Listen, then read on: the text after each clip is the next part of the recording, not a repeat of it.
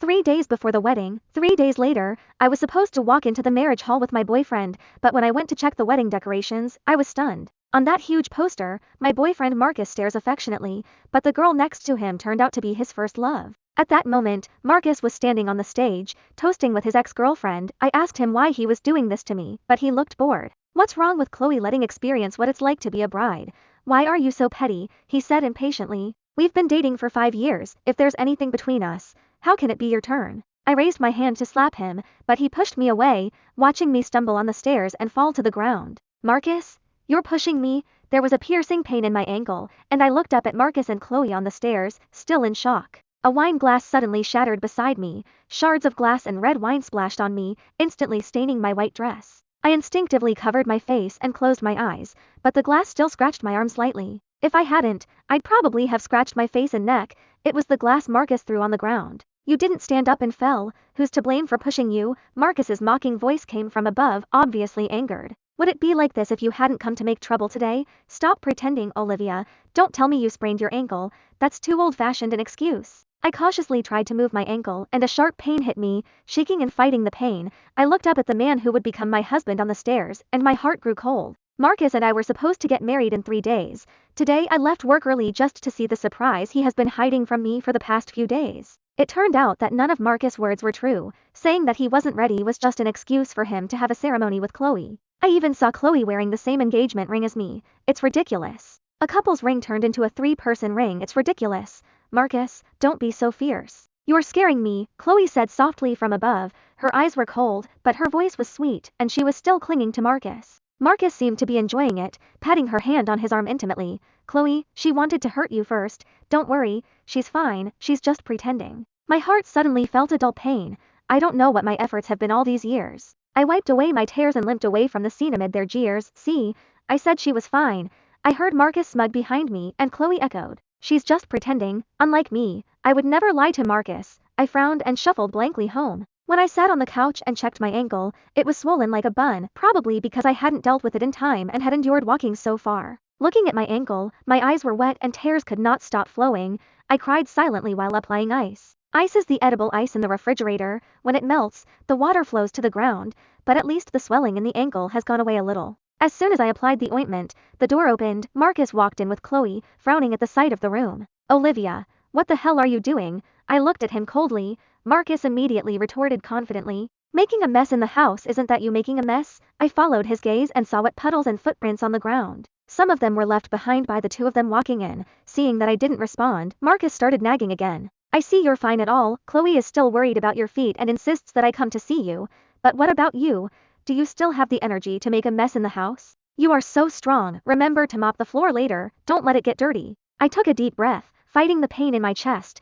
I couldn't help but wonder how a person could change so much in just a few years. Marcus wasn't like this before. We met at college and had a lot of sweet times together. Marcus used to be really nice to me, or I wouldn't have agreed to marry him. I really thought Marcus was the one to spend my life with. He remembers every anniversary, every little thing about me. Sometimes even I forget the time of my period, but he marks it on his calendar. I always knew that Marcus had a first love named Chloe. He told me about it when we first started dating. He and Chloe were high school sweethearts, but when they went to different universities and Chloe decided to study abroad, they broke up. When did our relationship start to sour? It started when Chloe returned home a year ago. All she needed was a look and a word to completely capture Marcus' heart. Sometimes I would laugh at myself and think that from the moment Marcus picked up Chloe at the airport, I had already lost the relationship. I really didn't want to mess with Marcus and Chloe anymore, so I got up and limped back to the bedroom, wanting to be alone. But Marcus followed Chloe into the bedroom and asked me, "Olivia, what's your attitude? You didn't say a word when I came in. A fall made you dumb." "Marcus, don't be angry." "Oh, what is this?" Chloe pretended to persuade Marcus, while secretly surveying the room. Then her eyes fell on a jade necklace on my dressing table. "It's so beautiful. Such a big jade must be fake, right? Olivia, can I take it?" As she spoke, she reached for it.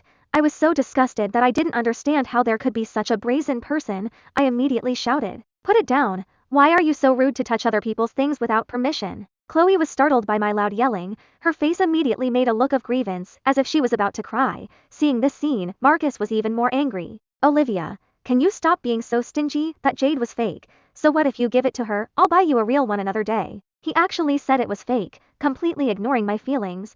I couldn't believe it and almost laughed out loud. I responded angrily without hesitation, and the anger I had been suppressing finally broke out. Fake, Marcus? You know in your heart that this is what my mother left me.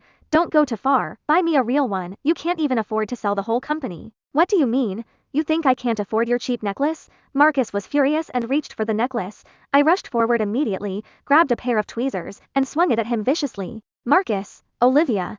Marcus covered his face in horror and stared at me. Next to him, Chloe looked at him with concern and kept asking him if he wanted to see a doctor. He rubbed the blood off his face irritably. Seeing that I didn't put down the tweezers, he realized that I was on the verge of collapse, so he flinched and left angrily with Chloe. I slowly collapsed to the ground, staring at the blood on the tweezers. My throat tightened and I burst into tears. Tears blurred my vision. The large emotional movements gave my feet a sharp pain, swollen and painful. However, the physical pain is nothing compared to the pain in the heart. Even now, I still can't believe it, and I can't understand how the once gentle and considerate Marcus could have become like this. Has this always been his nature? Have I been blinded by his superb acting skills all these years? I loved him so much, but his heart was always on Chloe's side. When we first graduated from college, we were too poor to make ends meet. The most difficult time, a meal is bread and canned soup. Only on our birthdays are we willing to buy a burger and fries. I remember the day he got a cheap little cupcake out of nowhere, simple but full of his love. Marcus carefully placed a candle in the cake. Even though I was already moved, he still looked chagrined and kept apologizing. I'm sorry, Olivia, it's all my fault for letting you live like this. I will never forget your kindness. I promise to give you a better life in the future. Looking at his young, student-like face, my heart was filled with warmth. I smiled and nodded. Then blow out the candles and make a wish in your heart. What is that wish?